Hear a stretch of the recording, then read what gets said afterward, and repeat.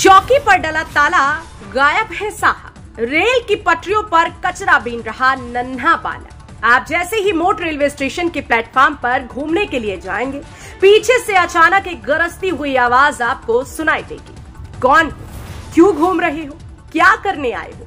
आपको कोई इजाजत नहीं कि आप मोट रेलवे प्लेटफॉर्म पर अकारण घूमते टहलते नजर आए। दरअसल यह आवाज मोट रेलवे चौकी प्रभारी आरपी मीणा की होती है, जो अपनी ड्यूटी को लेकर, अपनी वर्दी के फर्ज को लेकर इतने सजग हैं कि लोगों का रेलवे प्लेटफॉर्म पर टहलना ही बंद करवा दिया। इतना ही नहीं, साहब की वर्दी पर लगे सितारे तब और भी ज्यादा चमकने लगते हैं जब वह रेल की पटरी पर घूमने टहलने की खुली इजाजत दे डालते हैं।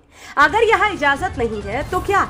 जब चौकी की इमारत के सामने ही फटे कपड़े पहने वो नन्हा बच्चा हाथ में बोरी को थामकर रेल की पटरियों से कचरा बीन रहा है। महिला रेलवे ट्रैक को पार कर रही है, लेकिन तब ना तो किसी साहब की कोई गरजती आवाज सुनाई देती है और ना ही किसी तरह की रोक टोक की आवाज आती है।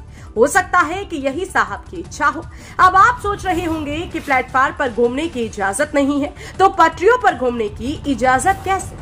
अब यह भी जान लीजिए, इसकी तस्वीरें भी आपको दिखा रहे हैं। यही है वो मोट की रेलवे चौकी, जहां वर्दी पर दो दो सितारे लेकर जनाब आरपी मीणा बैठते हैं। लेकिन अचरज आज तो तब हो जाता है जब चौकी के पट बाहर से बंद है, चमचमाता ताला पड़ा हुआ है। फिर मीणा साहब बैठते कहाँ हैं? साहब ने तो चौकी को बंद कर दिया था और सामने खूनी रेल की पटरियों पर नन्हा सा बच्चा कचरा बीनता रहा। बच्चा तो नादान है, लेकिन अपने कर्तव्य के ज्ञाता मीणा साहब, जरा यह तो बताइए, अगर बच्चे के साथ कोई दुर्घटना हो जाती है तो इसका जिम्मेदार आखिर कौन होता है?